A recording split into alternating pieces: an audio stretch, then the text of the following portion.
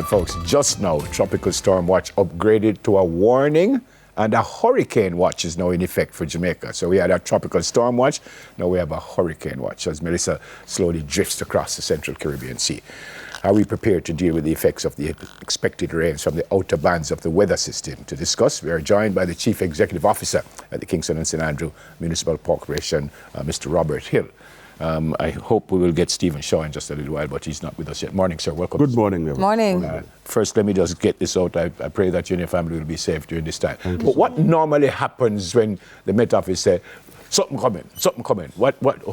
Tell me how you jump in. The KSMC, like all other municipal corporations, are triggered by certain activities that are already pre-planned. For example, our Emergency Operations Center will become active, and that's manned by a disaster coordinator along with some other staff. The City Engineers Department would have already started some mitigation programs before the hurricane season and continued right through between June to November. When we do get these warnings, watches, and information, we go back and check these areas, particularly areas that are low-lying and that flood easily. So we normally have a regular routine drain cleaning program. But we go back and check again. So you're not caught off guard? We're not caught off guard as best as possible. Then also we have to consider our homeless. And we have the largest homeless population across Jamaica. And our inspector in Kingston and St. Andrew, our inspector of poor, along with her staff, would have already triggered certain activities to ensure that they're in shelters and are safe. So those are a couple of the things that we do. I think we have Stephen Shaw now. Stephen, can you hear us?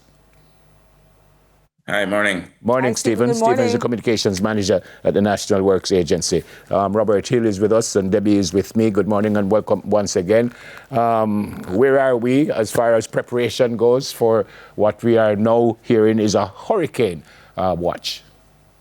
Well, we have our systems on the go. We have started working in areas in Kingston. We have done work in the McGregor Gully area. There are two locations in Burger Gully, which is part of the McGregor Gully network, that were impacted in previous rainfalls. The gully walls have been eroded, and so persons are threatened. So what we have done is to use sandbags to try and recreate the embankment in those two locations. And that is a temporary measure. We are also working in the Sandy Gully, the lower section of the Sandy Gully that's near to the bridges along Spanish Town Road. We started the desilting work yesterday. It's continuing today and will go on as long as we are able to do in terms of the weather being favorable. Yesterday, we removed some 45 truckloads of material from this space. The effort here, Neville, is really to try and ensure that we have enough free flow for the stormwater beneath the bridge, because a lot of debris is in the vicinity of the bridge, impacting the free flow. So we are seeking to create a channel so that the stormwater will have easier movement out to sea. We are also working in the Gem Road area. There is a bridge there that has been compromised, and we are using some boulders to try and shore it up so that in the event of heavy stormwater flows, the persons there will have some reliable access into and out of the area. It's part of the Shoemaker Gully that is impacted. Our teams across the country would have identified areas for attention as well, and the instructions have been given for them to target these areas, work with the members of parliament, with the councillors. And all of this is really an addition to work that we did as part of the first and second tranches of our annual mitigation program. We have had a lot of rainfall over the last 6 weeks or so right across the country, and some of the drains would be impacted with garbage, debris, and so on. And so the teams in the parishes are going about identify the critical ones. Well, we know where they are. Okay. Is really to get our partners or stakeholders to assist us in having them cleared. Okay. So, Stephen, concerning the cleaning of the drains, some of these debris, they've not just come up in these gullies within the last 48 hours. They've been there for some time. And, you know, we know our hurricane and rainy seasons, every year it's usually the same time.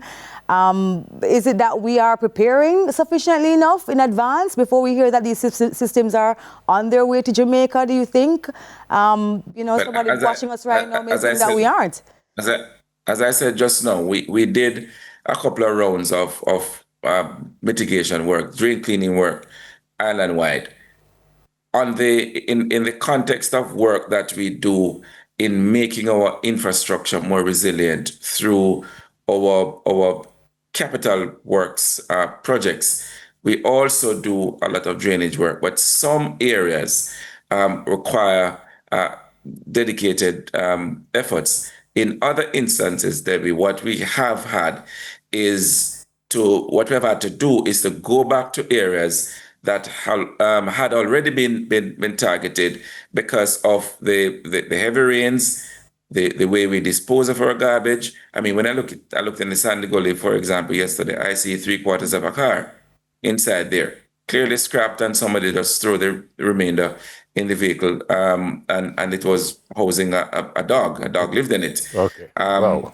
And so it also speaks to what we have to do as individuals. When you drive along a road and you're eating from wherever fast food entity you purchase your chicken and fish and whatever else from, and your drinks, and you then throw the wrappings outside of your vehicle, which I see all the time. Yep. I've seen it happening along the Mandela Highway.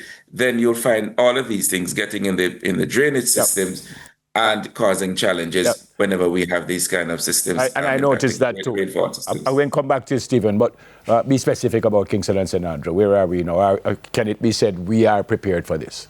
Generally, I would confidently state that our engineering department would have already engaged our contractors to pre-position equipment, particularly in East and rural St. Andrew. Mm-hmm. We also have triggers for the low-lying areas of Kingston.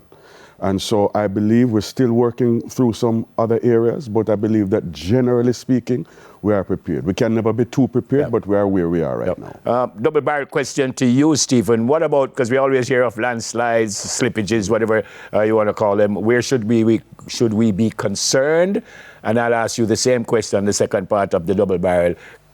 Can it be said that we are prepared island-wide for this? Well, I'll try and answer the first question first. In terms of preparation, I think we have been prepared and we are prepared as best as we can. Given that the storm/hurricane, as it is now, is likely to dump a lot of rainfall on the island, we have areas level that are low-lying. We have areas that are susceptible to mud flows, to landslides, to rock falls. It is likely that we will have these issues impacting us just because of the lay of the land and where we have roads, where we have people living. And so my caution to them is that despite any cleaning that might have been done where drains are concerned, still be on the alert and be prepared to take whatever measure there is necessary to protect yourselves and your properties. Because, based on what we're being advised, it's likely that we will see a lot of rain being dumped on the country. Okay. We have areas where we have rock falls. The Bog Gorge is one of them. Mm-hmm. The Little Bay area along the north coast over in St. Mary is another. If you have to be out and you have to be traveling through these areas, exercise extreme caution and listen to the advice that we are going to be putting out there. as it relates to movement. If you see a road that is flooded, especially if you don't know the area, do not attempt to cross it. All right. Those are the kinds of messages that we want persons to heed, and not to try and be intrepid. There's no award for bravery here. All right. If you're being stupid to do some of the things that we normally see sometimes. All right. Stephen, I heard the minister said we have 881 shelters. I think that's island-wide. What about Kingston and St. Andrew? Kingston has 107 And shelters. are they ready? Yes, all the shelter What happens at a shelter? So I come in because whether homeless or a flood out or what? Yeah, well, mostly our shelters would be prepared for persons who face certain and indefinite danger. The shelters are right across Kingston and St. Andrew. They have been equipped with trained shelter managers. We always remind people, do not bring your household items. Bring enough food to last you for a couple of days. And the food does not mean cooked food. It means tin foods, crackers, etc., along with your medication and anything else that is required for your immediate care, particularly for yourself, the elderly, and children. Right? We have 107 shelters across Kingston and St. Andrew. It can be found on our website. So every single community has a shelter that it can be referred to. The police have also been made aware of these shelters. Or again, all our shelter managers have been trained and are prepared to activate the shelters when indicated so to do. Okay. All right? Yeah, and what happens, I mean, if the shelters become compromised for any reason, where do they go? We have a plan B that we use, and that will have to assist. We get assistance from the police and also from the odd pair. Yep. I just want to alert persons to our emergency operation shelter numbers, which are 876-967-3329 or 967-9317. Also posted on our website at ksmc.gov.jm for further information. Okay. Stephen, I'm well aware that you work with the Met service, but you've been doing this for a while. From what you're hearing, seeing, how tough might this one be, you think? Well, the challenge, based on what we're being told, is the slow moving system that it is, because the slower it moves, the greater the likelihood of more damage being done on the country. I spoke last night with Dion and I referenced the tropical storm Gustav. And Gustav was a tropical storm. A lot of people don't remember that. It moved pretty slowly, but it caused a lot of rain and a lot of damage. Gustav was responsible for the bridge in Harbour View being damaged. Well, it was destroyed, really, cutting off the east, far east from Kingston. So that is the concern. When a system moves slow and it is big, we are being told that we may have rains up to Monday.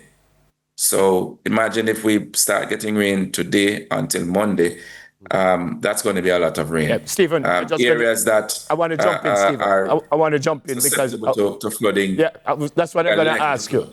I was going to ask you about Marcus Garvey Drive. You mentioned the Harbour View Bridge, but it seems like every time we have rain, Marcus Garvey Drive flooded. Yeah. Why? Again, all right, I mentioned the lay of the land. Marcus Garvey Drive is one of the lowest points in the city.